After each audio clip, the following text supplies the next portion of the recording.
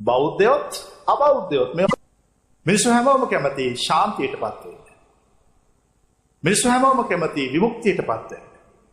මේ සසරින් නිදහස් වෙන්න. හැබැයි සසරින් නිදහස් වෙන්න හැමෝම ළඟම කැමැත්ත තියෙනවා, කිසි කෙනෙක් ළඟ වැඩපිළිවෙලක් නැහැ. ඔන්න ඔතන තියෙන ප්‍රශ්නේ.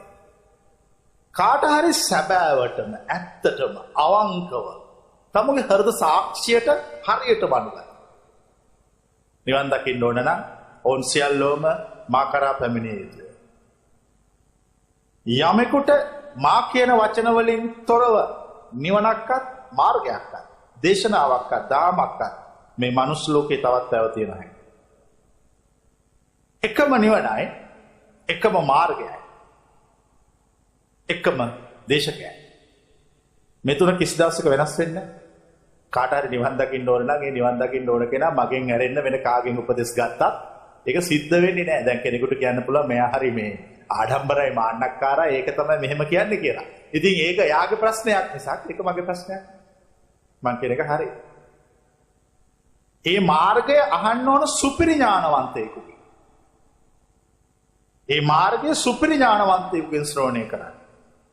හැබැයි මාර්ගය ශ්‍රවණය කළාට බෑ. ඒ මාර්ගය ගමන් කරන්න ඕන. වේදිකාව හදලා දුන්නට බෑ. ඒකේ හරියට නටන්න ඕන. හරියට රිද්මයට නටන්න ඕන. ඒ පද වෙනස් නොකර නටන්න ඕන. එතකොට තමයි නැටුම හරි නැටුමක් වෙන්නේ. එහෙම නැත්නම් නැටුවා ප්‍රතිඵල නැහැ. මා ඔබට කියන්නේ එවැනි නැටුමක් නටන්න එපා කියලා. මා මේ කරන පැහැදිලි කිරීම පිළිබඳව සිහියෙන් අහගෙන. ඔය කියන නිවන මා මේ කරන දේශනාව පුළුවන් කෙනෙක් ඉන්නවා නම් වැරදි කියලා කියන්නේ මේ මනුස්ස ලෝකේ හෝ දිව්‍ය ලෝකේ හෝ බ්‍රහ්ම ලෝකේ හෝ වෙන තැනක ඉන්නවා නම්. මා මේ කරන දේශනාව වැරදි කියන සමර්ථ වෙච්ච කිසිම දෙවියෙක්වත් මනුෂ්‍යයෙක්වත් මාරයෙක්වත් බ්‍රහ්මයෙක්වත් අන් කිසිවෙක්වත් නැහැ. ලෝකේ තියෙන එකම සත්‍යය මා දේශනා කරනවා. හැබැයි මේ දේශනාවේ වැරදි කියන්න බැරි වුණාම විවිධය මට බනිනවා. ඒක සාමාන්‍ය දෙයක්. ගෞතම බුදුහාමුදුරන්ට එදා ಭಾರತයේ මිනිස්සු චෝදනා කළා. සමහරු කව මිනිමරුවෙක් කියලා. සුන්දරී මරලා ජේතවනාරාමේ හැංගුවා කියලා චෝදනා කළා. සමහරු කව ස්ත්‍රී දූෂකයෙක් කියලා. චිච්චමානවිකාට දරුවෙක් ලැබෙන්න ඉන්නවා කියලා ඇය ආවා. සුන්දරී දූෂණය කළා මැරුවා කිව්වා. ඒ නිසා කව ස්ත්‍රී දූෂකයෙක්. සමහරු කව බොරු බුදු බවක් කියනවා කියලා. ඒ ලෝකේ හැමදාම නැහැ. හැබැයි ඒ අතර මධ්‍යස්ථ මතධාරීන් පිළිගත්තෙත් නැහැ, ප්‍රතික්ෂේප කළෙත් නැහැ. මා ඔබට කියන්නේ මා කෙරෙහිද එසේ වන්නේ නැහැ කියලා. මා ගැන කවුරු හරි හොඳක් කිව්වොත් ඒක පිළිගන්න එපා. නරකක් කිව්වොත් ඒක පිළිගන්නත් එපා. ඇවිල්ලා අසුරු කරලා මේව අහලා ඒ අයත් එක්ක කතා බහ කරලා තීරණය කරන්න කවුද හරි කවුද වැරදි කියලා. මිනිස්සු හැමදාම ගොඩාට ඇඳ ගන්නවා. ඒ මිනිස්සු මේ සමාජයේ ඉන්න නූගත් මිනිස්සු හා දුප්පත් මිනිස්සු සකස් කරවල තියෙන්නේ පාලකයන් හා පූජකයන් විසින් ඔවුන්ගේ තනතුරු, නම්බුව, බලය හා වරප්‍රසාද රැකෙන විදිහට. ඒ වරප්‍රසාද රැකෙන පන්තිය ආරක්ෂා වෙන්නයි සියලු දුප්පතුන් සකස් කරවල තියෙන්නේ. ඒ මිනිස්සු ඥානවන්ත නැහැ. කියන එක එහෙම පිළිගන්නවා. ඇත්ත නැත්ත බලන්නේ මධ්‍යස්ථ මතධාරී. හැමදාම නිවන් දකින්නෙත් කවුරු විතරක්ද මේ ලෝකේ? මධ්‍යස්ථ මතධාරීන් විතරයි. මධ්‍යස්ථ මතධාරීන් නොවන කිසිම කෙනෙකුට මා කියන මාර්ගය නොතේරෙයි. මධ්‍යස්ථ නැති කිසිම කෙනෙකුට බුද්ධ වචනේ නොවැටහෙයි. මධ්‍යස්ථ නොවන කිසිම කෙනෙකුට උන්වහන්සේ දේශනා කළේ සැබෑ නිවන් මඟ නොවැටහෙයි. හැමෝම මිනිස්සු කැමති ජීවිතේ දුක නිවා ගන්න. හැමෝම කැමති සහනයකටපත් වෙන්න. හැමෝම කැමති සිතේට කිසිම කරදරයක් නැතුව පවතිනවා. දැන් මේ හැමෝගෙම සිතට තොර තෝංචයක් නැතුව සිතුවිලි එනවා මෙහෙම. උඩට එනවා මේක ඉවරයක් නැහැ කොයි වෙලාවකවත්. කවුද කැමති ඔය කැසරට නැවතිලා නිශ්ශබ්ද වෙනවා. හැමෝම කැමති. හැබැයි අහනවා එහෙම කරන්නේ කොහොමද? ඔබ වහන්සේලා දන්නවද ඒකට ක්‍රමයක්? ඔව් දන්නවා. සිත නවත්තන ක්‍රමයක් තියෙනවා. සිත නවත්තන ප්‍රතිපදාවක් තියෙනවා. මේ සිත දුවනකම් විතරයි සසර පුනර්භවය පවතින. සිත දුවන එක කවුරු හරි නැවතුවොත් ඒ සිත දුවන එක නවත්තපු ශ්‍රේෂ්ඨ උතුම් මිනිසා නිවන් අවබෝධ කරගන්නවා. ගෞතම බුදුහාමුදුරුවෝ අඟුලිමාලට කිව්වේ කුමක් කරන්නයි කියලා. කිව්වා බණවතියන් මම නැවතිලේ. එතකොට මොකද්ද ඔබ වහන්සේ දේශනා කරන්නේ? දැන් ඔබ වහන්සේ දුවනවානේ. ඔබ වහන්සේ දුව මොකටද මට මේ නවතින්න කියන්නේ? එතකොට මම සසර නැවැත්තුවා. මම සිත නැවැත්තුවා. මට අවශ්‍ය වෙලාවට විතරයි මම සිතුවිලි ජනිත කරවන්නේ කායික හා මානසික සමබර සමතුලිතතාවයට සාපේක්ෂව. මම මේක නවත්තලා දාලා තියෙනවා. ඒ කොච්චර නවත්තලා දාලා තියෙනවා නම් ලෝකේ නොයේ අරමුණු මා ඉදිරියෙන් ගමන් කළා ඒ කිසිවකට චලනය වීමට මට කිසි උවමනාවක් නැත. ඒක තමයි අවබෝධය. ඒක තමයි අවබෝධය. ඒ අවබෝධයටපත් වුණාම ජීවිතයේ පුදුමාකාර සංහිඳියාවකටපත් වෙනවා. නිවිලා යනවා. ඒ අවබෝධයටපත් වෙච්ච මිනිහා කිසි දවසක නැවත පුනර්භවයක් ලබන්නේ නැහැ. ඒ මිනිහාගේ අන්තිම දේහය දරනවා. නැවත මනුෂ්‍ය ලෝකයේ උපදින්නේ නැහැ. කාට හරි කෙනෙක් ඉන්නවා නම් මෙහෙම හිතන. මේ ඉපදීම හරි කරදරයි. මේ ඉපදිලා ඉවරුනහම ජීවිතයේ දෙමව්පියෝ අපිට දෙනවා අරමුණු. ඊට පස්සේ අපිට වෙනවා දෙමව්පියන්ගේ අරමුණු ඉෂ්ට කරන්න. ඊට පස්සේ දෙමව්පියන්ගේ අරමුණු ඉෂ්ට කරලා ඉවර වෙනකොට අපේ බිරිඳ දූ දරුවෝ අපිට අරමුණු දෙනවා ජීවිතේ. ඊට පස්සේ අපිට ඒව ඉෂ්ට කරන්න සිද්ධ වෙනවා. ඒව ඔක්කොම ඉෂ්ට කරලා ඉවරුනහම අපේ දරුමුණු පුරව අපිට ජීවිතේට අරමුණු දෙනවා. ඒතර අපිට ඒව ඉෂ්ට කරන්න සිද්ධ වෙනවා. කොහොමද මේක ඉවර කරන්නේ? මේ සියල්ලෙන් නිදහස් වෙන්නේ කොහොමද? එහෙම නිදහස් වෙන්න අවශ්‍ය කෙනෙක් ඉන්නවා නම් ඔවුන් සියල්ලෝම මා සොයාගෙන එත්වා. සැබෑම ශාන්තිය, ගැලවීමට, විමුක්තියට කැමැත්ත ඇති කෙනෙක් මනුෂ්‍ය ලෝකයේ හෝ වෙන යම් තැනක සිටිනා. ඔවුන් මා කරා පැමිණ ඒ ගැලවෙන මාර්ගය ගැන, ඒ නිර්වාණ මාර්ගය ගැන ප්‍රශ්න කොට සාකච්ඡා විමසා මධ්‍යස්ථ මතධාරියෙක් ලෙස ප්‍රබුද්ධ ඥානවන්තයෙක් ලෙස තේරුම් ගනිත්වා. මාවට අද පෙන්눔 කරන්න හදන්නේ මොකක්ද මේ මාර්ගය කියලා. ඒක දැන් හැමෝම අහන ප්‍රශ්නයක් නේ. දැන් ඔය ඔබ වහන්සේ මොකක්ද මාර්ගයක් හොයාගත්තද? හැබැයි ඔබ වහන්සේ බොහෝ දේශනාවල් මාධ්‍යයෙන් දැන් සිදු කරනවා.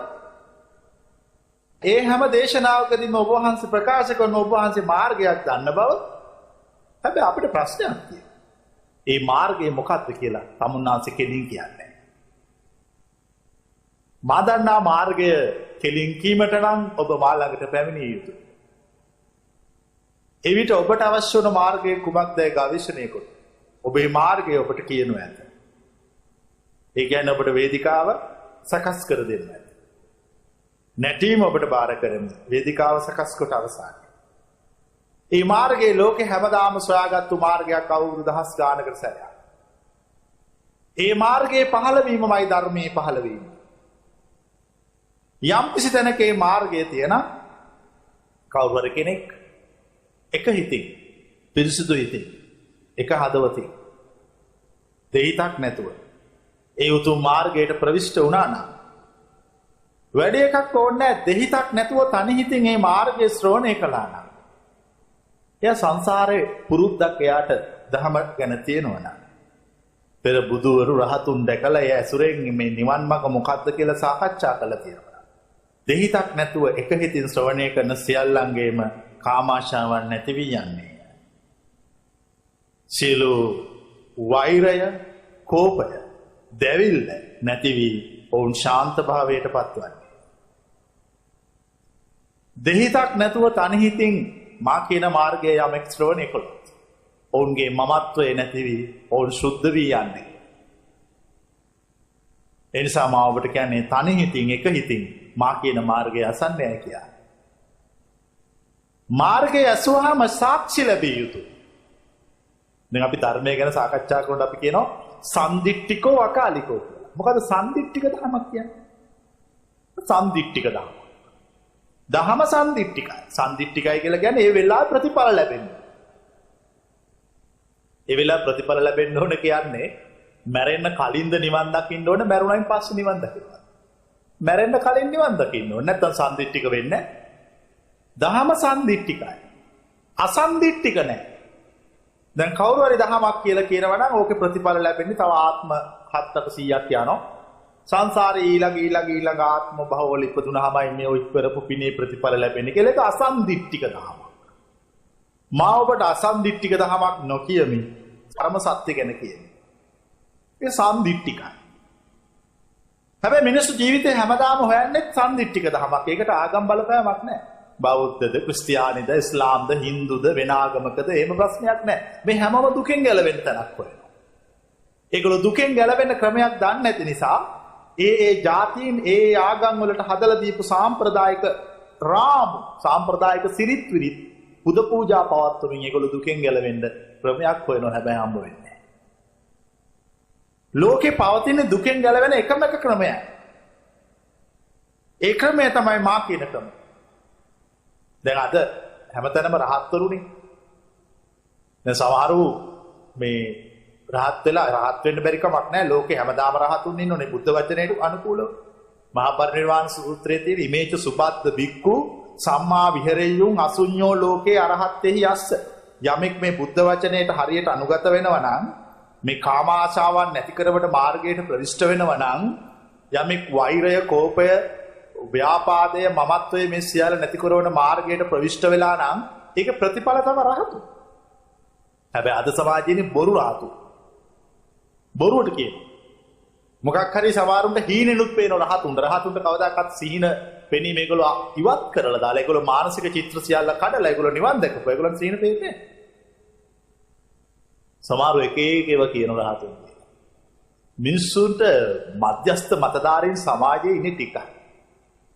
එතකොට මිනිස්සු හැමදාම කරන්නේ භික්ෂුවක් මොකක් හරි කිව්වාම ඒක එක සැරේට විශ්වාස කරනවා. ඒ පෙරපුරුද්ද. මොකද ඉස්සර හිටියා මේ මාර්ගයේ වඩපු අය. ඒගොල්ලෝ හුඟක් ඥානවන්තයි. ඒගොල්ලෝ කිය යුතු දේ විශ්වාස කළ යුතුයි. හැබැයි අද එහෙම නැති වෙලා තියෙනවා.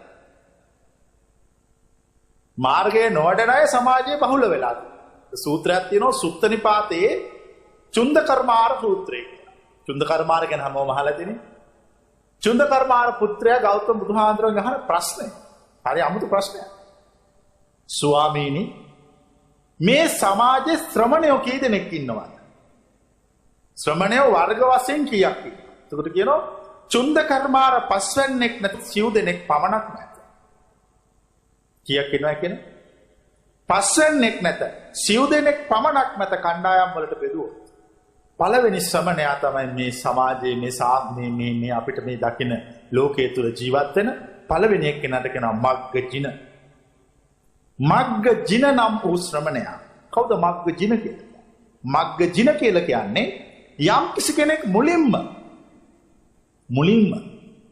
කිසිම කෙනෙකුගේ උදව්වක් නැතුව, පරෝපදේශ රහිත, ගුරුවරයෙක් නැතුව, ස්වයංභූත ඥානයකින් ඔය කියන මාර්ගය, ඔය කියන චතුරාර්ය සත්‍ය ධර්මය අවබෝධ කළේද ඔහු මග්ගජිනයි. මග්ගජින කියන්නේ බුදුවරු. ඒගොල්ලෝ මුලින්ම අවබෝධ කළා. ඔය කියන මාර්ගය, ඔය කියන නිවන් මාර්ගය, ඔය කියන ප්‍රතිවිරුද්ධ පටිසෝතගාමී මාර්ගය. චුන්ද කර්මාර්ථ කියනවා. දෙවෙනි ශ්‍රමණයා තමයි මග්ගජීවී. කවුද මග්ගජීවී?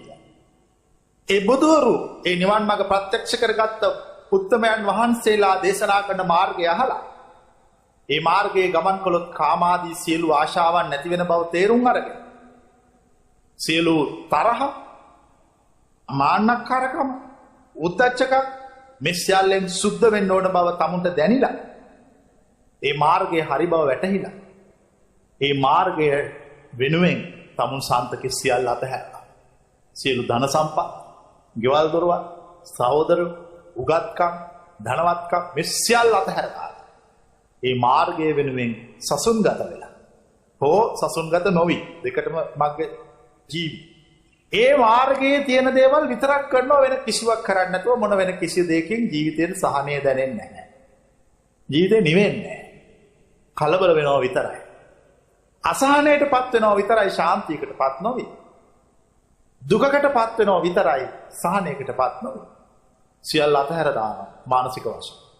සියල්ල අතහැර දාලා මේ දේශනා කරන උතුම් මාර්ගයේ ශ්‍රවණය කළා. ඒ මාර්ගයට තමුන්ගේ ආත්මය අනුගත කරනවා. ඔවුන් මග්ග ජීවි. ඔවුන් මේ කියන මාර්ගයේ ගමන් කරනවා. ඒ පටිසෝතගාමී මාර්ගයේ යම් මාර්ගයේ සොයාගත් කෙනාගෙන් අසා ගමන් කරන සියල්ලෝම මග්ග ජීවී නම් වේ. ඉන් පස්සේ සමහර මේ මාර්ගයේ ටිකක් ගමන් කරනවා. ගමන් කරලා ඉවර වෙලා ඔවුන්ට තේරෙනවා අපි ගියපු මාර්ගය හරි. අපි උන්වහන්සේගෙන් අහපු දහම හරි. අපි මෙතෙක් කල නිවන් දකින්නවා කියලා එක එක බහූත කළා. අපි මෙතෙක් කල නිවන් දකින්නවා කියලා සමහරු වනාන්තරගත වෙලා හිටියා. සමහරු විවිධ ප්‍රතිපත්ති පිරුවා. සමහරු භාවනා මධ්‍යස්ථාන වල කාල් ඇරියා. හැබැයි නිවන් දැක්කේ නැහැ කවුරුවත්. නිවන් දකින්න බෑ මා කියන ක්‍රමෙන් පිට වෙන ක්‍රමයකට. වෙන ඕන දෙයක් කරන්න පුළුවන් නිවන් දකින්න බෑ. කාට හරි හරිම නිවන දකින්න ඕන නම් ඒ සියල්ලම මා කරා පැමිණිය යුතුයි. පැමිණ මගෙන් මේ නිවන් මඟ පිළිබඳ ප්‍රශ්න කළ යුතුයි. ප්‍රශ්න කොට මධ්‍යස්ථ මතධාරීන් මේ පිළිගැනීම නොපිළිගැනීම සිදු කළ යුතුයි. තුන්වෙනි ශ්‍රමණයා තමයි මග්ගදේශක. මග්ගදේශක කියන්නේ ඒගොල්ලෝ මේ මාර්ගය හොඳට තේරුම් අරගෙන සියල්ල අතහැරියා. සියල්ල අතහැරලා ඉවර වෙලා මේ මාර්ගය වඩන්න පටන් ගත්තා. පටන් ගන්නකොට ඒගොල්ලන්ට තේරුණා මේක සම්දිට්ඨික දහමක් මේක අකාලික දහමක්. මොකද සම්දිට්ඨිකව අකාලිකව කියන්නේ? සම්දිට්ඨික කියන්නේ ඒ වෙලාවෙම ප්‍රතිඵල ලැබුණා. සියලු ආශාවන් නැති වෙලා ගියා. සුද්ධ වුණා ඇතුළ. සම්පූර්ණ වෛරය නැති වෙලා ගියා. ඇතුළ සුද්ධ වුණා. තමුන්ගේ මාන්නක්කාරකම නැති වෙලා ගිහලා ඇතුළ සුද්ධ වුණා. එතකොට ඒගොල්ලන්ට තේරුණා මේක සම්දිට්ඨික. ඒ වගේම මේක අකාලික. මේක ලෝකේ සදාතනිකව තියෙන දහම. එකම දහම. එකම දහම. ඉන්පසු ඒගොල්ලෝ කරන්නේ මොකද? ජීවිතයේ සියල්ල අතහැර ඒ දහම දේශනා කරමින් යන්න පටන් ගත්තා. ඒගොල්ලෝ මග්ගදේශක. මග්ගදේශක. දැන් කී දෙනෙක් ගැන සාකච්ඡා වුණා? මග්ගජින. මග්ගජින කියන්නේ පරෝපදේශ රහිතව කිසිම ගුරුවරයෙක් නැතුව තමුන්ගේ උත්සාහ කළ වෑයම් කළ ඒ උතුම් මාර්ගය යමෙක් සොයාගන්නේද ඔහු මග්ගජිනයි. යම් කිසි කෙනෙක් ඒ මාර්ගයේ ශ්‍රවණය කොට ඒ මාර්ගයට අනුගත වී සියල්ල අත්හැර ඒ උතුම් මාර්ගයේ ගමන් කරන්නේද ඔහු මග්ග ජීවී නම් වේ. යම් කිසි කෙනෙක් මේ මාර්ගයේ ගමන් කොටෙහි ඇත්ත නැත්ත පරීක්ෂා කොට බලා ඒ සත්‍ය මාර්ගයක් බව වටහාගෙන ඉන් අනතුරු ඒ උතුම් මාර්ගයේ දේශනා කරමින් යන්නේද ඔහු මග්ග දේශක. චුන්ද කර්මාට කියනවා සිව්වැන්නෙක්ද සිටි ඔහු මග්ග දූෂකයි. ඒ කියන්නේ මොකද? කිසිම නිවන් මඟක් දන්නේ නැහැ. නිවන් දකින්නේ කොහොමද වුවාම දන්නේ නැහැ කවුරුවත්. අනික ඔක්කොම දේශපාලනය, ආණ්ඩුව, විපක්ෂය ඒ ඔක්කොම දන්නවා. ආම්බුනේ කොහොමද නිවන් දකින්නේ? ඒක නම් දන්නේ නැහැ. මං අනිත් ඒවා ඔක්කොම දන්නවා කියන්නේ. ඔවුන් සියල්ලෝම මග්ග දූෂක මිසක් අන් කවරෝද? ඔවුන් මග්ග දූෂකයි. ඒ කියන්නේ ගෞතම බුදුහාමුදුරුවෝ බුදු වෙලා හිටි කාලෙත් කවුද හිටියේ? මග්ග දූෂකලා හිටියා. අදත් ඉන්නව, හැමදාම ඉන්නව, හෙටත් ඉන්නව. ඒගොල්ලෝ සදාකාලිකයි. මග්ග ජිනලා ඉන්නව, මග්ග ජීවී ඉන්නව, මග්ග දේශක ඉන්නව, මග්ග දූෂක ඉන්නව. ඒ මාර්ගය දන්නේ නැහැ. ඒ මාර්ගය තේරෙන්නේ නැහැ. ඒ මාර්ගය තේරුම් අරගෙන යන්න වෑයම් කරන්න ඔවුන් මග්ග දූෂකයි. යම් කිසි කෙනෙක් මේ මාර්ගය තේරුම් අරගෙන මේ මාර්ගයේ නොයා මේ අනුගමනය නොකර සිටින්නේද ඒ මග්ග දූෂකයන් අපාගත වනවා මිසක් අන් කවරක් සිදුවන්නේ නැහැ. ඔවුන් අපාගත වෙනවා. ඔවුන් මරණයෙන් පස්සේ මැරිලා සදාකාලික අවුරුදු ලක්ෂ කෝටි ප්‍රකෝටි ගණනකට ඔවුන් දුගතියට යනවා. ඇයි එහෙම වෙන්නේ? ඔවුන්ට අවස්ථාව දුන්න සෝබාදහම. මොකටද අවස්ථාව දුන්නේ? මේ උතුම් මාර්ගය ශ්‍රවණය කළා, කාමාශාවන් නැති කළා, වෛරය නැති කළා, මමත්වය නැති කළා, සිත නිවල ශාන්ත භාවයට පත් කරගන්න අවස්ථාව. ඒක කරගත්තේ නැහැ. අවස්ථාව දුන්නාම කරගත්තේ නැති වුණොත් ඒකට දඬුවමක් වශයෙන් අපාය යන්න සිද්ධ වෙනවා, දුගතියට යන්න සිද්ධ වෙනවා. මග්ග දූෂකයෙක් නොවන්න මග්ග ජින, මග්ග ජීවි, මග්ග දේශකයෙක් වන්න වෑයම් කරන්න. දැන් ඔබ මේ දේශනාවට ශ්‍රවණය කරන ඔන්න ඔය 3 දෙනාගෙන් එක්කෙනෙක් වෙන්න වෑයම් කරන්න. මේ 3 දෙනාගෙන් එක්කෙනෙක් වෙන්න අවශ්‍ය කෙනා මම කියන දේට හොඳට සවන් දෙනවා. කතේ මග. ඒ ලෝකේ හොයාගන්නේ මාර්ගය මොන වගේ එකක්ද? කොහොමද ඔය කියන නිවන දකින්නේ? ඔක අමාරුද? නෑ, නිවන් දකින්න අමාරු නෑ. සුපිරි ඥානවන්තයන්ට. නිවන් දකින්න අමාරු ගොන්නුන්ට. හරක්ට. ඒ උන්ට ඉතින් තනකොළ කලවැරෙන්න වෙන එකක් තේරෙන්නේ නෑනේ. ඒකයි. මේ කියන මග හොඳට ශ්‍රවණය කරන්න. ඒක ප්‍රතිවිරුද්ධ මාර්ගයක්.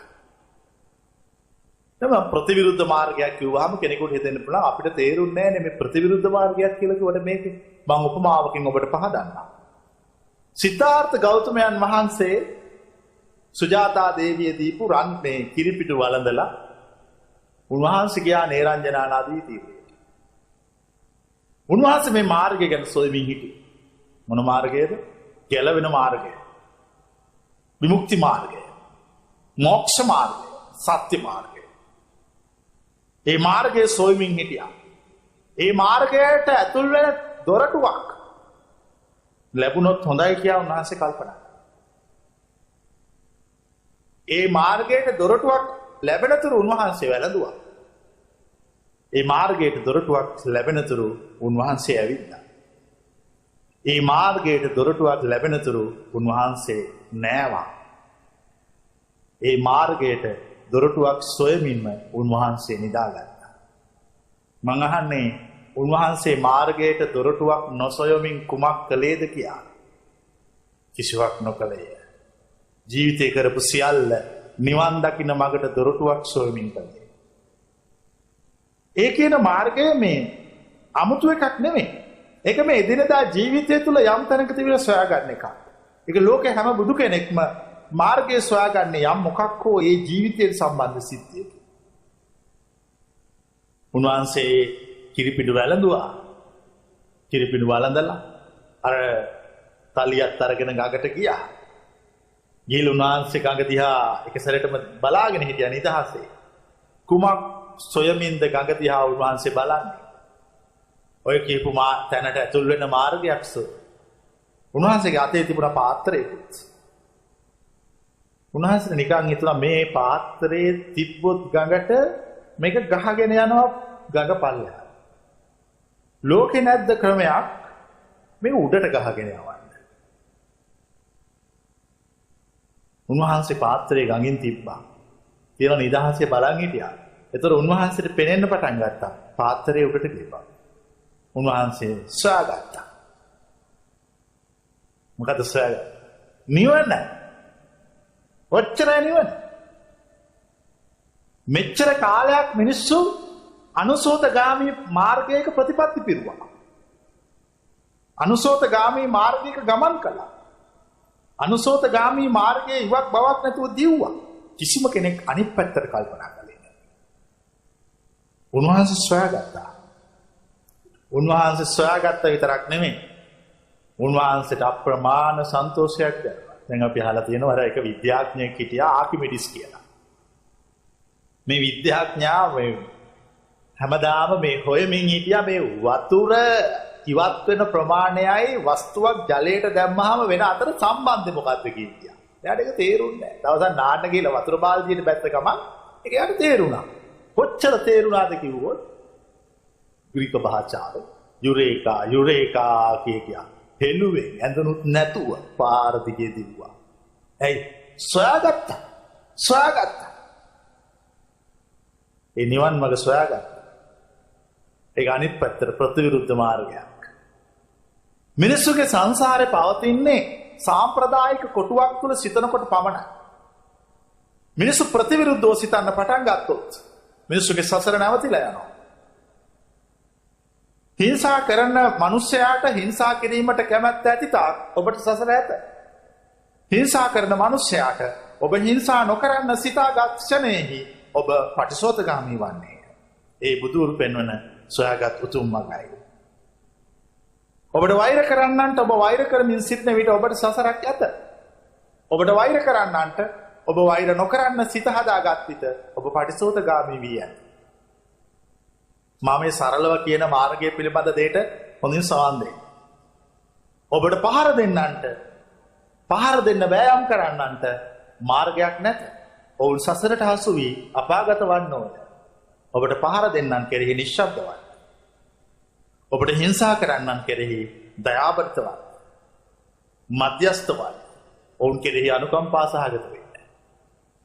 ඒ නිවන් මඟයි. එච්චරයි ඔය කියන මාර්ගය. අනෙක් පැත්තට සිතන්න පටන් ගන්න. දැන් මේ ලෝකේ තියෙන මිනිස්යාට තියෙන ප්‍රධානම ප්‍රශ්නයක්නේ තරහ යන්නේ. දැන් මිනිස්සු හැමෝම ඇවිල්ලා අහනවා අනේ හාමුදුරුවනේ මේ අපිට තරහ යනවා මේ ඔබ වහන්සේවත් දන්නේ නැද්ද මේ තරහ නැතුව ඉන්න ක්‍රමයක්?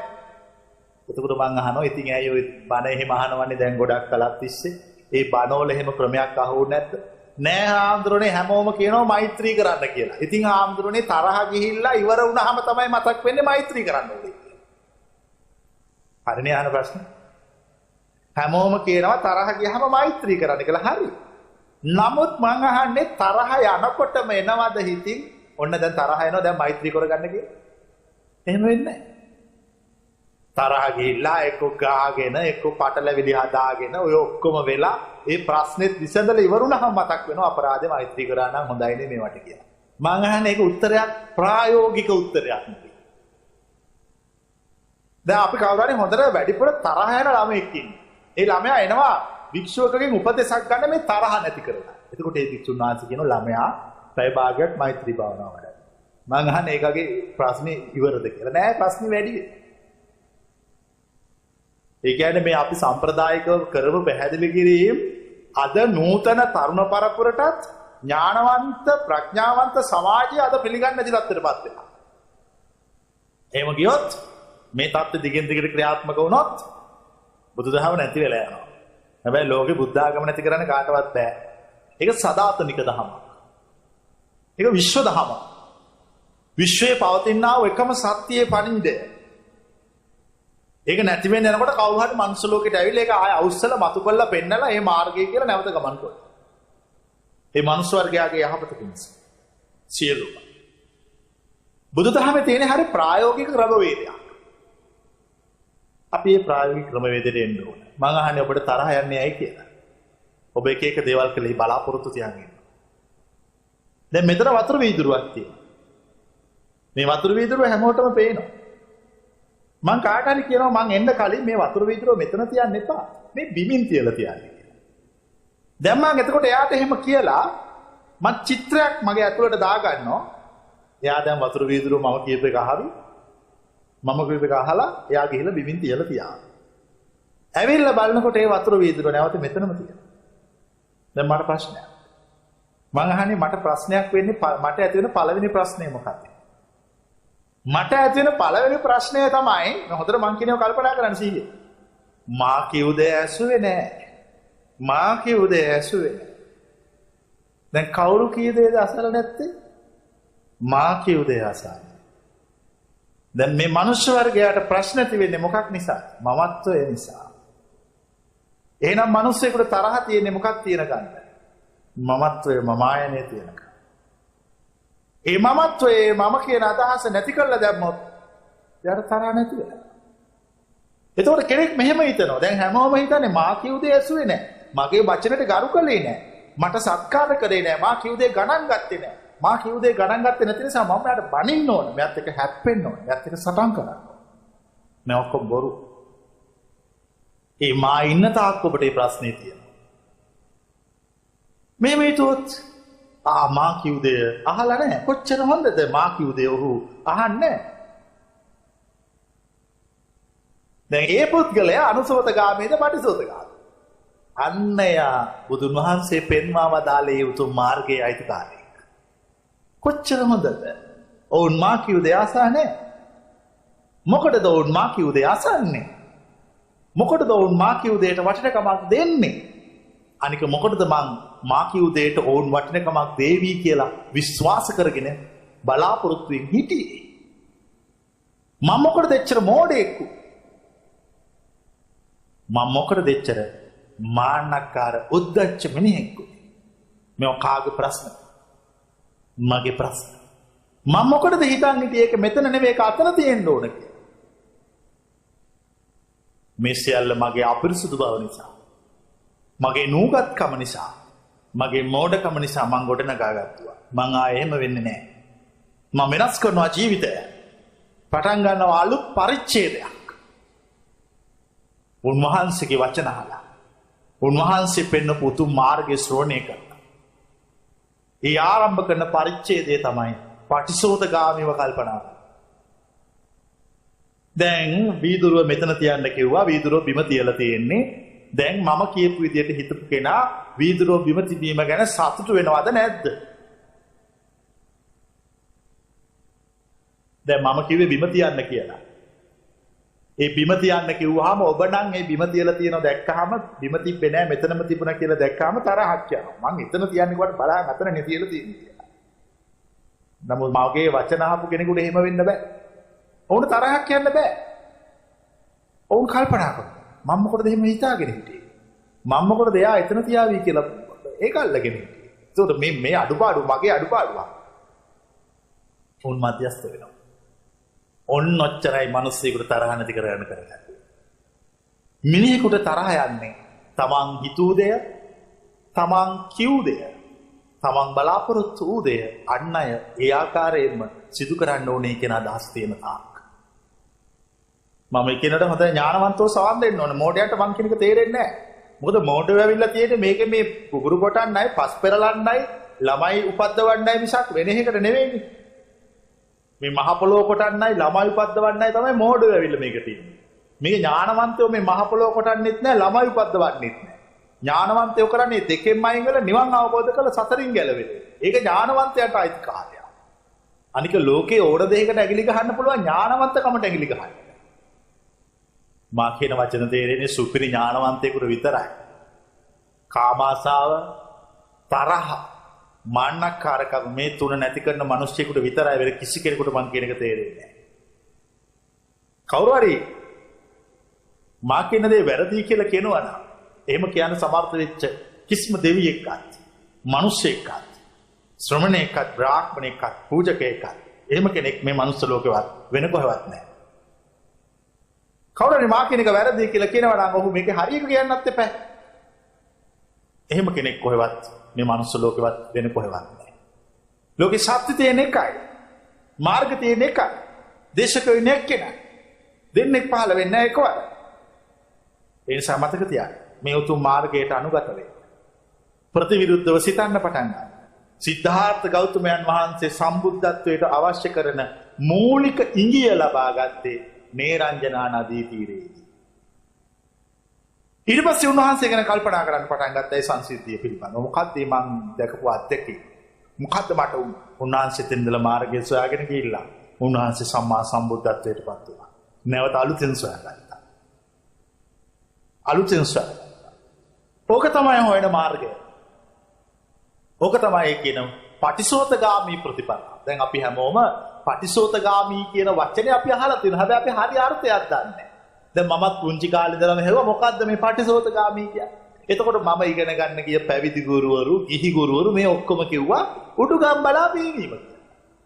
මම ඊට පස්සේ මොකද්ද උඩුගම් බලා පීනීම කියන්නේ? උඩුගම් බලා පීනීම එච්චරයි. මතක තියාගන්න විභාගෙට ලියපන් පාස් යන් එච්චරයි. ඊට වඩා අහන්න එපා. මම මේකද බුද්ධ ධර්ම. ප්‍රශ්න කරන්නත් බෑ. අහන්නත් බෑ. මොකක් හරි බැරි ප්‍රශ්නයක් ඇහුවා මෙච්චරයි ඊට වඩා අහන්න එපා. ඔච්චරයි පොතේ තියෙන්නේ කියලා කියනවා. මට තේරුම් ගියා මේක මොකක් හරි ප්‍රශ්නයක් තියෙනවා. ඔබට මා මේ දැන් කරපු පැහැදිලි කිරීමෙන් තේරුණාද පටිසෝතගාමී කියන්නේ මොකක්ද කියලා? මිනිහෙක් දැන් පටිසෝතගාමී කියන්නේ උඩුගම් බලා පීනන්නනේ. දැන් මම ඒක විශ්වාස කළා නම් මම කරන්නේ මොකද්ද පටිසෝතගාමී වෙන්න නම් ගඟකට බැහැලා උඩු පැත්තට බීනවා. ඉතින් ඊට පස්සේ මම කිලෝමීටර් 20 30 40 50 මෙහෙම බීනවා. පීනල ගොඩ එනවා. ඉතින් උඩුගම් බලා පීනවා මොකක්වත් උන්නේ නැහැ. ඒක නෙමෙයි උඩුගම් බලා පීනීම නෙමෙයි. පටිසෝතගාමී කියන්නේ චින්තනය අනිත් පැත්ත හැරලා. සිතන විදිය ප්‍රතිවිරුද්ධ කිරීම. සිතන විදිය ප්‍රතිවිරුද්ධ කිරීම. කුඩා කාලේ ඉඳන් අපිට ගෙදරින් උගන්වන්නේ එකම ප්‍රතිපදාවකට එකම පිළිවෙලකට අනුසෝතගාමීව සිතන්න. දැන් අපි ගෙදර කුඩා කාලේ අපි ඉස්කෝලේ ගිහිල්ලා ඉර කිව්වොත් මේ අම්මේ මේ මට අන්න අර කොල්ල ගැහුවයි කියලා මොකද්ද කියන්නේ? බත් ඉතින් ගහපන් බට ගැහුවොත් වෙන මොනව කරන්නේ? මාබට කියනවා වෙන ක්‍රමයක්. ඔබට පහර දෙන්නන් කෙරෙහි මධ්‍යස්ථ වෙන්නේ නැහැ කියලා. ඔබට පහර දෙන්නන් දෙස බලා සිනහ වෙන්නේ නැහැ කියලා. අපිට හැමෝම උගන්වලා තියෙන්නේ මිනිස්සෙක් මැරුණාම මොනව කරන්න කියලායි. අපි හැමෝම පුරුද්දට හයියෙන් කෑ ගහලා අඬනවා. මාවකට කියනවා මරණයේදී සිනහ වෙන්නේ නැහැ කියලා. ඉපදුණු විට හඬන්නේ නැහැ කියලා. මොකක්ද ඒ කියපු කතාවේ තේරුම? කෙනෙක් මරණයටපත් වුණාම ප්‍රවෘත්ත වශයෙන්, මනුස්ස ලෝක වශයෙන් එයාට ජරාවක් ඉවරයි. යාගේ ජරාව ඉවරයි. ජරාව කියන්නේ මොකද්ද? කෙස් පැහෙන එක, දත් කැඩෙන එක, හම රැලි වැටෙන එක, ජරා ජීර්ණ වෙන එක, ශරීරයේ ශක්තිය ඒක තමයි ජරා. එයාගේ දිරීම ඉවරයි. ජරා ජීර්ණතා දිරීමත් අවසන්. මේ දෙක අවසන්. එයාගේ ලෙඩවීම සදාටම අවසන්. ඒ ආත්මයට. එයාගේ මරණයත් මරණයට පත් වෙලා ඉවර වුණාම අවසන්. සිනහ වෙනවා නැරෙන්න කවරක් කරන්නද? එයා නිදහස් වෙනවා. නමුත් මුළු ලෝකෙම මිනිස්සු මොකද්ද කරන්නේ? දැන් අප මල ගෙදර කියලා. මල ගෙදර ගිහලා ඔක්කොම මිනිස්සු අර මිනි පෙට්ටිය බදාගෙන කෑ ගහ ගහ අඬනවා. අඬනකොට අපි එතෙට ගිහලා අයියෙන් hina. hina වෙච්ච එකම මොකද්ද කරන්නේ? එක්ක අර අඬනේ උන් ටික අපිට අල්ලගෙන ගහනවා. එක්ක අපේ අතපය බෙදලා ගිහලා පිස්සන් කොටුවට දානවා. එතකොට මේ මිනිස්සයා කියනවා නෑ නෑ මට ගහන්න එපා. මට ගහන්න එපා. මං පිස්සෙක් නෙමෙයි. මං අර උන්වහන්සේ කියපු වචන ඇහුවා. මං උන්වහන්සේ කියපු දේ තේරුම් ගත්ත කෙනෙක්. එයා කවුද? එයා නිවන් මඟ තේරුම් ගත්ත කෙනෙක්. මන්දුල මල්ලිකාව ගැන අහලා තියෙන්නේ. ස්වාමියායි දරුවෝ 32යි 33 දෙනෙක් එක තැන මරලා දැම්මා. ඒ බුදුන් වහන්සේ කියපු මාර්ගය අවබෝධ කරගත් කෙනෙක් බුද්ධ කාලේ ජීවත් වෙච්ච. ලියුමක් කියුවා 33 දෙනෙක් මරලා දාලා. එතකොට දානයක් බෙදමින් උත්සව අවස්ථාවකට සම්බන්ධ වෙලා හිටි ඒක බැලුවා. මරලා. දැන් මරලා ඉවරයි.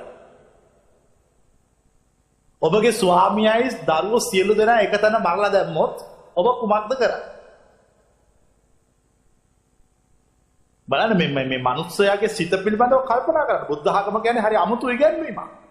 ඒක මිනිස්සුගේ හිත හයිය කරන ඉගැන්වීමක්. හිත දුර්වල කරන ඉගැන්වීමක් නෙමෙයි. මිනිස්සු ඕනගෙන කෑ ගහලා විලාප දීලා අඬන්න පටන් ගන්නවා. හැබැයි මෝඩයි මරලා ඉවරයි. මරලා ඉවරයි. අර කාන්තාව බන්දුල මල්ලිකාව අර ලියුම ඉනේ ගහගෙන දාන දෙතුවා. ටික වෙලාවක් ගියාම සේවිකාවක් අතින් ඉලඟි තෙල් පාත්‍රයක් බිඳුණා. බිඳුනාම තව සේවිකාවක් ඇවිල්ලා කිව්වා ආර්යාව අරයා ඉලඟි තෙල් පාත්‍රයක් බින්ද දැක්කේ නැද්ද? ඒකට දොස් කියන්නේ නැද්ද? ඒකට බනින්නේවත් නැද්ද? ওই විදිහට ඔය නාස්ති කළොත් ඔය නැති වෙනවනේ. එතකොට අර ලියුම පැනලා කිව්වා මේ මගේ ස්වාමියායි ළමයි 32යි 33 දෙනෙක් මරලා දාලා කිසිම සත්‍යයක් නැතුව ඉන්න මම ඔය එළඟි තෙල් බෝතලයක් බිඳුනට මොකටද ඔච්චර දඟලන්නේ කියලා කිව්වා. එතකොට අනිත් කට්ටිය දැනගත්තේ 33 දෙනෙක් මැරිච්ච බව. මං අහන්නේ ඒ උතුම් කාන්තාවට තිබිච්ච ආධ්‍යාත්මීය ශක්තිය හිතේ හැය ඔබට තියෙනවද කියලා? නැහැ. කොහොමද එම හයිය වුනේ? දැන් එකනේ අපි සොයන්න ඕනේ. කොහොමද එයා එහෙම වුනේ? එයා එහෙම වුනේ සිද්ධාර්ථ ගෞතමයන් වහන්සේ කියපු වචන අහලා. බුදුන් වහන්සේ කියපු වචන අහලා අනිත් පැත්තට හිත කරකෙව්වා. ඉවරයි මේ සියල්ල. මේ සියල්ල කරේ මධ්‍යස්ත වුණා. මේ සියල්ල දරා ගන්න ඕන බව තේරුම් ගත්තා. මේ කිසිවකට කම්පා වීමේ කිසිම තේරුමක් නැති බව අවබෝධ කරගත්තා. එච්චරයි. එහෙම වෙන්න අවශ්‍යයි නෝනා අතුස්සන්. අපිටත් ඔය කියන බන්දුල මල්ලිකාව වගේ වෙන්න ඕන. නැත්තම් මේ ජීවිතය අපිට කිසි සහනයක්, අපිට කිසි ශාන්තියක්, අපිට කිසි ගැලවීමක් නැහැ. අපේ ජීවිත දුකෙන්, කඳුළු වලින්, වේදනාවන්ගෙන් පිරීලා ගිහිල්ලා අපිට මේවෙන් ගැලවෙන්න ඕන. අපිට නිදහස් වෙන්න ඕන. ඒ නිදහස් වෙන්න නම් මා කියන වචන අහන්න. මරුණම hina වෙන්න. ඉපදුනම අඬන්න. එතකොට ඇයි ඉපදුනම අඬන්න කියන්නේ? කෙනෙක් ඉපදීමත් සමග මේ සියලු දුක්ඛන්දරාවයේ උරුමය, අයිතිය හෝ නිරායාසයෙන්ම උරුම කරගන්නවා. ඔහු ජරාවටපත් වෙනවා. ඔහු ලෙඩ වෙනවා. මානසික හා කායික වශයෙන් වයසට යනවා. දුක් විඳිනවා. අවසානයේ මැරෙනවා. මා ඔබට කියන්නේ ඉපදුනහම අඬන්නේ කියා. මිය ගියාම සිනහ වෙන්නේ නැහැ කියා. පටිසෝතගාමී වන්නේ නැහැ කියා. ප්‍රතිවිරුද්ධ වෙන්නේ. කවුරු හරි පාරේ යනකොට මිනිස්සෙක් ඒ පාරේ යන මිනිස්සයාට අනිත් මිනිස්සු හිංසා කරනවා. දොස් කියනවා. සාමාන්‍යයෙන් කවුරු හරි කෙනෙකුට පාරේ යනකොට හිංසා කළොත් දොස් කිව්වොත් ඒ මිනිස්සයා එයත් එක්ක හැප්පෙන්න යනවා. අරගල කරන්න යනවා. සටන් කරන්න. මම කියනවා අරගල කරන්නේ නැතුව hina වෙන්න කියලා ඒ වෙලාවට. ඒක පිළිගන්න. ජීවිතේ සියල්ල පිළිගන්න ලෑස්ති වෙන. මිනිස්සු ජීවිතේ පිළිගන්න බයයි. අපේ කෙස් පැහැෙනවා.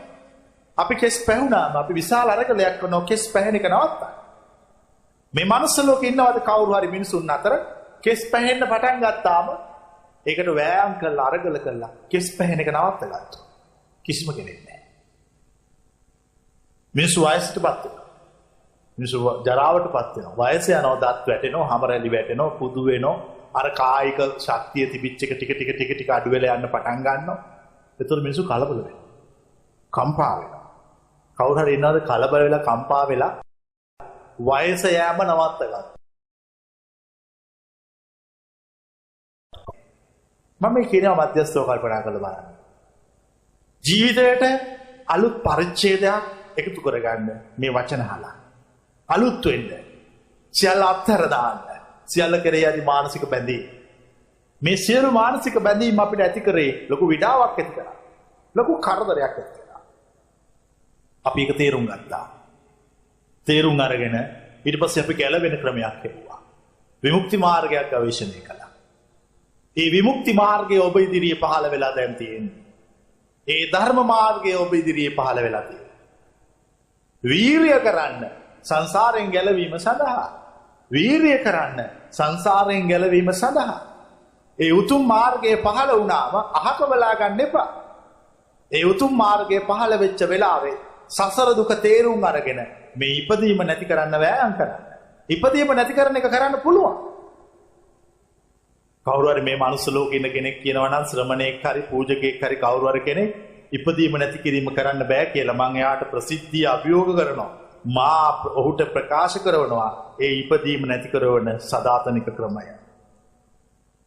ඒ අජරාමර වෙන මාවත, ඒ අමෘතය පානය කරන ප්‍රතිපදාව කුමක්ද කියා මගෙන් ප්‍රශ්න කරනවා. ප්‍රශ්න කළා. ඒක හරියට තේරුම් ගන්න.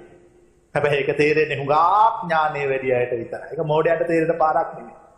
මෝඩයෝ හැමදාම කරන්නේ නිවන් මඟ ලෝකේ පහළ වුණාම ඒකට විරුද්ධ වෙනවා. දැන් අපි දන්නවා ගෞතම බුදුහාමුදුරුවෝ ಭಾರತೀಯ සමාජයේ ජීවත් වෙනකොට උන්වහන්සේට තරම් මිනිස්සු විරුද්ධ වෙච්ච. උන්වහන්සේට තරම් බැනපු කෙනෙක් තමයි. ඒකනේ අංගුත්තර නිකාය ඒකක නිපාතේ තියෙන්නේ. මේ ලෝකෙ මිනිහෙක් හිටියානම් මිනිස්සුන්ගෙන් බැනුම් අහපු. තේරුමක් නැතුව. ඒ මමයි. මාත් ඒ જાතියේ කෙනෙක්. මේ ලෝකේ මිනිස්සෙක් ඉන්නවා නම් කිසි තේරුමක් නැතුව නොකල වැරදි වලට බැනුම් අහපු ඒත් මමයි. කොච්චර හොඳද ඒක? කල වැරදි වලට බැනුම් අහුවාම ඒක හිත හදා ගන්න අවස්ථාවක් වෙන්නේ නැහැ ඒක. ඒ වැරද්ද හදා ගන්න අවස්ථාවක්. නොකල වැරදි වලට බැනුම් අහුවාම ඒ මිනිස්සයා සම්පූර්ණයෙන්ම සුද්ධවන්තයෙක් වෙලා යනවා. සුද්ධ වෙලා යනවා. නොකල වැරදි වලට බැනුම් අහන්න පටන් ගත්තාම මිනිස්සෙගේ ඇතුළාන්තයේ තියෙන මමය, මමත්වය සම්පූර්ණයෙන්ම නැති වෙලා යනවා. හැබැයි ඔබ මින් පස්සේ බැනුම් අහන්න ඕන කල වැරදි වලටද නොකරද? නොකල වැරදි වලට බැනුම් අහන්න. ඒක තමයි මේ මනුස්ස ලෝකයේ ඔබට ලැබෙන වරප්‍රසාද. මං අහන්නේ කොහොමද නොකර වැරදි වලට බැනුම් අහනකොට කොහොමද ඉන්නේ කලබල වෙන්නේ නැතුව? ඉතින් දැන් කොහොමද කියන්නේ වැරද්ද කළයි කියලානේ? කලබල වෙලා උත්තර දුන්නත් කියන්නේ මොකද්ද? කළයි කියලානේ. දැන් මොකද්ද කරන්නේ? නිශ්ශබ්ද වෙන්න. නිශ්ශබ්ද. කල්පනා කරන්න. මේගොල්ලෝ මට බනිනවා. හැබැයි මේගොල්ලෝ මට කලින් හොඳ කිව්වා. මේගොල්ලෝ හොඳ කියනකොට මම ඒක බාරගත්තා. ඇයි? මේගොල්ලෝ බයිනකොට මම බාර නොගෙන ඉන්නවනම් මේ කාගේ වැරද්දක්ද මෙතන තියෙන්නේ? මගේ වැරද්දන්නේ මම මධ්‍යස්ථ කෙනෙක් නෙවෙයිනේ. හොඳ කියනකොට බාර ගන්න. බයිනකොට ප්‍රතික්ෂේප. මා කියන්නේ දෙකටම නිශ්ශබ්ද වන්න කියලා. දෙකටම නිශ්ශබ්ද වන්න. එහෙම වුණාම ඔබ ඇතුළාන්තයේ පිරිසුදු වෙන සුද්ධවන්තයෙක් වඩපත් වෙනවා. ඒ කියන්නේ නැවත ඉපදිපදි ගමන් කරන සසර අවසන් වෙලා සංසාරේ නැති වෙලා පිරිසුදු වෙලා නිර්වාණ ධාතුව මේ ආත්ම භවයේදී සාක්ෂාත් කරනවා. කාට හරි නිවන් දක්වන්න ඕන නම් තියෙන ලේසිම වැඩේ තමයි නිකන් මේ මිනිහට ගිහලා බණින්න. හැබැයි මේ දේශනාව දැනගෙන ඉන්න ඕනේ. මේ මාර්ගය දැනගෙන ඉඳලා ටිකක් ගිහිල්ලා බැන්නොති එයා ඒක තමයි යාන්න ලැබෙන අවස්ථාව. එයා ඒ ටික හොඳට සිහියෙන් සවන් දීගෙන ඉඳලා ඒ ටික ගැන කල්පනා කළා මේක තමයි ලෝකේ පවතින යථාර්ථය කියලා අවබෝධ කරගෙන සසරින් ගැලවෙන්න. ලෝකේ හැමදාම බුදු කෙනෙක් පළවෙනිම ස්තුති කරන්නේ තමුන් හදාගත්තව දෙමව්පියන්ටවත් තමුන්ට උගන්වපු ගුරුවරුන්ටවත් නෙමෙයි. කාටද? තමුන්ට විරුද්ධවාදී කම් කරපු සතුරන්ට. සිද්ධාර්ථ ගෞතම බුදුන් වහන්සේ පළවෙනි දේශනාව කළේ සුද්ධෝදන රජුන්ට නෙවෙයිනේ. තමුන් අත්තරලා දාලා ගියපු තමුන්ට සතුරුකම් කරපු පස්වක මහණුන් සොයාගෙන ගිහිල්ලා පළවෙනි දහම් දෙසුම් පැවැත්. හරි අමුතුයි ඒගොල්ලෝ වැඩ කරන විදිහ අනිත් පැත්තට වැඩ කරා. ප්‍රතිවිරුද්ධව වැඩ කරන. ඒ කියන්නේ අර දේශනා කරපු උතුම් පටිසෝතගාමී මාවත ජීවිතේ තේරුම ගන්න. යම් කිසි කෙනෙක් යම් කිසි මිනිසෙක් මම මේ කියන වචන අහලා වෙන මුකුත් මහන්න නැතුව මේ දේශනාව විතරක් අහුවත් එයාට ඒ ජීවිතේටම මේ ඇති. මේ කරපු පැයක දේශනාව විතරක් අහගෙන හිටියත් ඒක මැති ජීවිතේට. ඒක ගැන කල්පනා කළා. ඒක ගැන මෙනෙහි කළා. සම්පූර්ණ දුකින් ගැලවෙන්න පුළුවන්. දැන් ඔබට තේරෙනවද බුද්ධ වචනේ බලය? බුද්ධ වචන කියලා කියන්නේ මහා ශක්ති සම්පන්නයි. දියමන්ති පර්වතයක් පුපුරලා අරින්න පුළුවන්. දියමන්ති පර්වතයක් විනාශ කරන්න පුළුවන්. ඒත් බුදුවරුන්ගේ වචන පිපිරවිය නොහැක. ඒ වචන බොරු කරවිය නොහැක. ඒ වචන වලට ඒ වචන වැරදි කියා කිසි කෙනෙකුට තර්ක ඉදිරිපත් කළ නැහැ. ඒවා හරියටම හරි. දියමන්ති පර්වතයක් පුපුරලා ගියත් බුද්ධ වචන වෙනස් වෙන්නේ නැහැ. ඒක අකාලික ධර්මයක්. ලෝකේ කාලෙන් කාලට ඒ ධර්ම පිරිසිදු වෙනවා. සූත්‍රයක් තියෙනවා සංයුත්ත නිකායේ නගර සූත්‍රය කියලා. ඒක මෙහෙම තියෙනවා. මහණෙනි ලෝකේ කාලෙන් කාලට මේ ධර්ම පිරිසිදු වෙනවා. මහණෙනි පරණ වෙච්ච නගරයක් තියෙනවා. ඒ නගරෙට රටේ රජුරුව යනවා. ගිහිල්ලා යායක බලලා කියනවා මේ නගරේ පරණ වුණාට මේක හොඳ නගරයක්. මේක සුද්ධ කළොත් මේක මිනිස්සුන්ට ඉන්න පුළුවන් හොඳට. ඒ ඥානවන්ත රජුරුව ඒ නගරෙට ගිහිල්ලා අපිරිසිදු වෙච්ච ඒවා කාණු, ගෙවල් ඔක්කොම සුද්ධ කළා. ඒ නගරය අලුතෙන් හදනවා. මහණෙනි බුදු කෙනෙක් කරන්නේත් ඕකමයි. මේ පරණ වෙච්ච ධර්මය අලුත් කරනවා. අලුත් කළා අර නිර්වාණ මාර්ගය ලෝකෙට විවෘත කරනවා. ඒ නිර්වාණ මාර්ගය විවෘත කරයින් පස්සේ ඥානවන්ත සුපිරි ඥානවන්ත මිනිස්සු ඒ නිර්වාණ මාර්ගය දිහා ඥානවන්තව බලලා ඒක නිවැරදි බව තේරුම් අරගෙන ඒ මාර්ගයේ ගමන් කළා සියලු කාමාදී ආශාවන් විනාශ කරනවා. නැති කළා වුන් අතුලාන්තය ශුද්ධවන්ත භාවයට පත් කරගන්නවා. ඒකයි බුද්ධ වචනය. ඕක තමයි ලෝකේ පවතින එකම දහම. අපි අහලා තියෙනෝනේ ලෝකේ මේ ඇල්බර්ට් අයින්ස්ටයින් උන්නහෙත් කියලා තියෙනෝනේ 2050 වෙනකොට ලෝකේ දෙවියන් මුල් කරගත්ත මෞම්වාදේ මුල් කරගත්ත සියලු ආගම් බිඳ වැටෙනවා. මොකද මිනිස්සු අද විද්‍යාඥයවත් මුගතුන් කවුරුවත් මෞම්වාදයක් ලෝකෙ පිළිගන්නේ නැහැ. ඒකේ ප්‍රශ්න තියෙන නිසා. සබහාදහව මුල් කරගත්ත මෞම්වාදයක් නැති දහමක් ලෝකෙ බබලන්න පටන් ගන්නවා. ඒ දහම බුදු දහමයි. ඒ දහම මේ දහමයි. ඒ දහම බුදු දහම. බුද්ධ ආගම කියන එක මිනිස්සුන්ගේ හිතට වදින එකක්. ඒක මතක තියාගන්න එකක් නෙමෙයි. අපි අහලා තියෙනවා කාල සිටුපුත්‍රයාගේ කතාව ධම්මපදට්ට කතාව. කාල සිටුපුත්‍රයා ගෞතම බුදුහාමුදුරන්ගෙන් දේශනාව ඇහුවා තාත්තාගේ ඌමනාවට මතක තියාගෙන ඉන්න ගියා සල්ලි ගන්න ඕන නිසා. හැබැයි දේශනාව ආනවා මොකුත් මතක හිටින්නේ නැහැ. හැබැයි තේරෙන්න පටන් ගත්තා. බුද්ධ වචනය කටපාඩම් කරන දෙයක් නොව එය ඔබේ හදවතට දැනෙන්නා වූ හදවතට සංවේදී වන්නා වූ සුන්දර හැඟීම. හැබැයි මේ සුන්දර හැඟීම කොච්චරද කියනවනම් සියලු සුන්දරත්වයන් විනාශ කොට අජරාමර බවට පත් කරවන්නා වූ ශ්‍රේෂ්ඨ හැඟීම බුද්ධ වචනය නම් වන්නේ. ඒ උතුම් බුද්ධ වචනය තේරුම් ගන්න හැම දිනාටම ශක්තිය, භාග්‍ය, ධෛර්ය, වාසනාව උදා වේවා. ඒ අකාලික දහම සම්දිට්ඨික දහම මේ හැම දිනාටම මේ උතුම් මිනිසත් භවයේදීව අවබෝධ කරගන්න ශක්තිය ලැබේවා කියලා අපි ප්‍රාර්ථනා කරමු. හැමෝම ප්‍රාර්ථනා කරනවා හැමෝම සාදුනාද පවත්වනවා අවබෝධ කරගන්න ශක්තිය ලැබේවා කිව්වම. හැබැයි යෝග සාදුනාදකට සීමා නොවිය යුතුය. කොච්චර කල් සාදු කිව්වද නිවන් දකින්නමයි කිව්වා. මම කියන්නේ මේ සාදුනාදේ නවත්තන්න දැන්. සැබෑවටම දැකලා පෙන්වන්න. එයයි මගේ අභියෝගය. කැමති කෙනෙක් බාරයි. ලබන ඉරිදාත් අපි හමු වෙනවා